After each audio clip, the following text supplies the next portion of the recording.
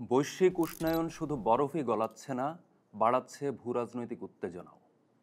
বৈশ্বিক উষ্ণায়নের তাপ ভূরাজনৈতিক নানান প্রতিযোগিতার মধ্যে এসে লেগেছে। একটু খোলাসা করে বলা যাক। প্রথমত, আমরা জানি যে বৈশ্বিক উষ্ণায়নের কারণে যে জলবায়ু পরিবর্তন, এটা বহুল আলোচিত একটা ব্যাপার, যাকে হচ্ছে ডোনাল্ড ট্রাম্প, মার্কিন প্রেসিডেন্ট, তিনি নানা সময় হচ্ছে গুজব, গুঞ্জন ইত্যাদি বলে উড়িয়ে দিয়েছেন। কিন্তু এটা যে বাস্তব, সেইটা অন্তত আমরা বিশ্ববাসী নানাভাবেই জানি। বিষয় হচ্ছে যে এই বৈশ্বিক উষ্ণায়নকে ডোনাল্ড ট্রাম্প যতই গুজব হিসেবে উড়িয়ে দেন না কেন, তিনি কিন্তু এই বিষয়টির সম্ভাব্য পরিণতি বিচার করে নানা ধরনের উদ্যোগ কিন্তু নিচ্ছেন। সেটার কিছু আমরা একটু যদি তাকাই উত্তর মেরুর দিকে, উত্তর মেরুতে যে বরফ গলে যাচ্ছে আর্কটিক এরিয়াতে, সেই জোনটার এই বরফ গলার কারণে যেই সমুদ্রপথ উন্মুক্ত হচ্ছে, সেটার কারণে হচ্ছে নানা ধরনের উদ্যোগ আমরা দেখতে পাচ্ছি, বিশেষত নৌ সক্ষমতার জায়গায়। এবং এটার পাশাপাশি যেই নতুন জেগে ওঠা যে ভূমি পাচ্ছে, সেই ভূমিতে কি ধরনের খনিজ বলি বা ধাতব পদার্থ বলি, তেল, গ্যাস ইত্যাদি, এগুলো উত্তোলন এবং এগুলোর ভাগ বাটোয়ারার নানান হিসাবও চলে আসছে। আমরা পুরোটি বিষয়টি বোঝার জন্য কিছু তথ্যের দিকে আমরা তাকাবো। আর্কটিক এরিয়া, উত্তর মেরুর যে অঞ্চলটি নিয়ে আমরা কথা বলছি, আর্কটিক এরিয়াতে আমার পুরো এলাকাটি আসলে কত কিলোমিটার, সেটা ১,৪৫,০০,০০০ বর্গ কিলোমিটারের একটা এলাকা। সেই এলাকার চারপাশে কে কে আছে? চারপাশে আছে হচ্ছে মূলত একটা অংশ আর্কটিক ওশান, যেটা সেটা আছে। পাশে আছে রাশিয়ার একটা বড় অংশ উপকূল ধরে, আছে কানাডা, যুক্তরাষ্ট্রের কিছু অংশ আছে, বিশেষত আলাস্কার অংশটি, আইসল্যান্ড, গ্রিনল্যান্ড, ফিনল্যান্ড, নরওয়ে অর্থাৎ নর্ডিক যে রাষ্ট্রগুলো আছে, সুইডেন, এরা আছে। এই অংশটি ঘিরে আমার এই জায়গায় কিন্তু যুক্তরাষ্ট্রের এক ধরনের উপস্থিতি আছে। গ্রিনল্যান্ডে আপনারা জানেন ডেনমার্কের আওতাধীন, এবং গ্রিনল্যান্ডকে কিনে নেওয়ার প্রস্তাব কিন্তু ডোনাল্ড ট্রাম্প ক্ষমতায় আসার পরপরই দিয়েছিলেন। তো এই এলাকাটাতে আছে হচ্ছে এক্সক্লুসিভ ইকোনমিক জোন। এই এক্সক্লুসিভ ইকোনমিক জোনটি আসলে ব্যবহার করা হয়, বা এই জায়গায় নানা ধরনের গবেষণা বলি, নানা খনিজ উত্তোলন কেন্দ্রিক নানা ধরনের তৎপরতা এখানে আছে। পাশাপাশি এই জায়গাটাতে বরফ যত গলছে, তত কিন্তু প্রতিযোগিতা বাড়ছে। সেই বরফ গলার কারণে কি কি জিনিস, বিশেষত প্রাকৃতিক সম্পদের একটা জায়গা আছে। আরেকটি খুবই ইন্টারেস্টিং একটা জায়গা আছে, সেটা হচ্ছে নতুন একটা নৌ রুট উন্মোচিত হচ্ছে। আপনারা জানেন বিশ্বের সবচেয়ে জনপ্রিয় যেই বাণিজ্য রুট, সেই বাণিজ্য রুটটি হচ্ছে সুয়েজ খালকে কেন্দ্র করে, সেটা সারা বিশ্বের পণ্য পরিবহনের ক্ষেত্রে ব্যবহৃত হয়। তো এই যে পণ্য পরিবহনের যে রুটটি, সেই পণ্য পরিবহনের রুটটি এই সুয়েজ খাল ঘুরে যখন আমরা যাচ্ছি পূর্ব এশিয়া থেকে ইউরোপ পর্যন্ত, যেই পণ্য পরিবহনের সবচেয়ে ব্যবহৃত যে রুট, সেইটা আসলে আমার দৈর্ঘ্যটা হচ্ছে ২১,০০০ কিলোমিটার, এবং এতে সময় লাগে মোটামুটি ৪৫ দিনের মতো। এখন এই বরফ গলে যাওয়ার কারণে যে নতুন জলপথটি উন্মোচিত হচ্ছে, এটা যদি উন্মোচিত হয় তাহলে পূর্ব এশিয়া থেকে ইউরোপের যে কানেক্টিভিটি, সেই কানেক্টিভিটিতে এই দৈর্ঘ্য কমবে কমপক্ষে ১২,৮০০ কিলোমিটার। অর্থাৎ অনেক লম্বা পথ কিন্তু সংকুচিত হয়ে যাচ্ছে, ফলে পণ্য পরিবহন অনেক কম সময়ে করা যাবে। অর্থাৎ জনপ্রিয় একটা নৌরুট পেতে যাচ্ছে বিশ্ব। এই নৌরুটের দখল আসলে কে নেবে? এই নৌরুটের দখল নেওয়ার ক্ষেত্রে, এবং এখানে সময় বেঁচে যাচ্ছে ১০ থেকে ১৫ দিন। বাণিজ্যের ক্ষেত্রে আপনারা জানেন যে বাণিজ্য কেন অর্থনীতির একটা বড় বিষয় হচ্ছে টাইম ইজ মানি। সো ১০ থেকে ১৫ দিন সময় যদি আমার কমে যায়, তাহলে একটা বড় ধরনের উল্লম্ফন ঘটে বাণিজ্য যোগাযোগের ক্ষেত্রে। সেক্ষেত্রে এই জায়গাটি দখলের জন্য উঠে পড়ে লেগেছে শক্তিগুলো। সেই শক্তিগুলোর মধ্যে কারা আছে? স্বাভাবিকভাবেই প্রতিদ্বন্দ্বী শক্তি বা সুপার পাওয়ারগুলোর মধ্যে আমরা যদি ধরি, সেক্ষেত্রে যুক্তরাষ্ট্র তো বটেই, সাথে আছে হচ্ছে চায়না এবং হচ্ছে রাশিয়া। চীন এবং রাশিয়া এক্ষেত্রে, বিশেষত রাশিয়ার কথা বলতে হবে, রাশিয়া এক্ষেত্রে অনেকখানি এগোনো বলা যায়, যেহেতু রাশিয়ার দীর্ঘ প্রায় আর্কটিক অঞ্চলের যেই টোটাল উপকূল এলাকা আছে, তার ৫৪% রাশিয়ার। এই কারণে রাশিয়ার এক ধরনের পূর্ব প্রস্তুতি কিন্তু এই জায়গায় রয়ে গেছে, বিশেষত আইস ব্রেকার, অর্থাৎ বরফ ভেঙে ভেঙে যে নৌযাত্রা, সেই নৌযাত্রার জন্য যেই বিশেষ নৌযান, সেই আইস ব্রেকারের সংখ্যা কিন্তু রাশিয়ার সবচেয়ে বেশি। পাশাপাশি আছে সাবমেরিন। সাবমেরিনের সক্ষমতাও রাশিয়ার বেশি। চীনও সাবমেরিন এবং এই বহর বা নৌশক্তিতে অনেকখানি এগিয়ে গেছে। নৌশক্তির ক্যালকুলেশনে যদি আমরা যাই, সেক্ষেত্রে আমরা দেখব রাশিয়া এবং চীন মিলে সাবমেরিন আছে ১২৬টি, এবং এক্ষেত্রে ৬৫টি সাবমেরিন হচ্ছে রাশিয়ার, ৬১টি হচ্ছে চীনের।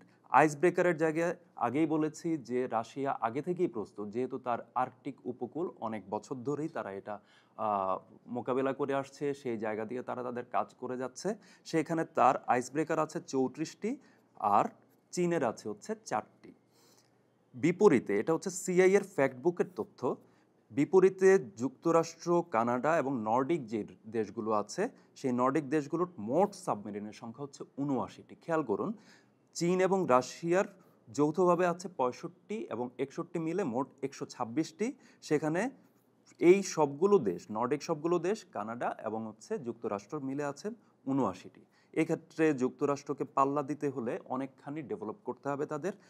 আর আইস ব্রেকারের জায়গায় তারা অনেকখানি পিছিয়ে, বিশেষত এখানে যুক্তরাষ্ট্রের উপস্থিতি আসলে খুবই কম।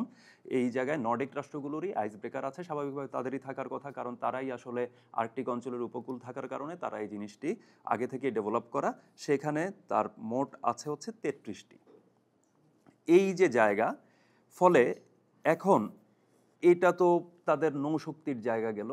এখন খেয়াল করা যাক, এই যে টোটাল উপকূলবর্তী এলাকা, আর্কটিক অঞ্চল ঘিরে যেখানে হচ্ছে বরফ গলছে, সেই জায়গায় ঘিরে রাশিয়া কি করছে। রাশিয়া যেটা করছে, সে হচ্ছে সোভিয়েত জমানার যেই মিলিটারি বেসগুলো আছে সেগুলোকে জাগিয়ে তুলছে ওই অঞ্চল ঘিরে। সেটা কোলা পেনিনসুলা বলা যায়, সেখানে একদম সুনির্দিষ্টভাবে তারা হচ্ছে সামরিক উপস্থিতি বাড়াচ্ছে, এবং এটা এমন একটা বিষয় যে একটা ভবিষ্যতের যুদ্ধর জন্য এক ধরনের প্রস্তুতি বলা যায়।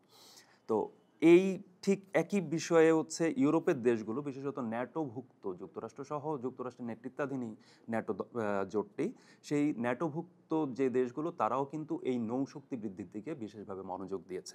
কথা হলো, শুধু কি নৌ রুটের কারণেই বিষয়টি এমন না, এর সাথে যুক্ত আছে অনেকগুলো বিষয়। যেমন আমরা যদি প্রাকৃতিক গ্যাসের কথা বলি, বা যদি হচ্ছে আমরা জ্বালানি তেলের কথা বলি, বিরল খনিজের কথা যদি আমরা বলি, এই প্রত্যেকটি ক্ষেত্রেই কিন্তু এই অঞ্চল খুব গুরুত্বপূর্ণ। গ্রিনল্যান্ডের কথা আপনারা জানেন, শুধু গ্রিনল্যান্ডের কিছু তথ্য যদি আপনাদেরকে দিই, সেক্ষেত্রে দেখা যাবে যে ন্যাচারাল গ্যাস বা প্রাকৃতিক গ্যাসের পরিমাণ সেখানে আছে হচ্ছে ১৪৮ ট্রিলিয়ন কিউবিক ফিট, অর্থাৎ ১৪৮ লাখ ঘনফুট পরিমাণের প্রাকৃতিক গ্যাস সেখানে মজুদ আছে। সেখানে জ্বালানি তেলের মজুদ আছে হচ্ছে ৩১.৪ বিলিয়ন ব্যারেল, আর বিরল খনিজের মজুদ আছে ১৫ লাখ মেট্রিক টনের মতো, ১৫ লাখ মিলিয়ন মেট্রিক টনের মতো।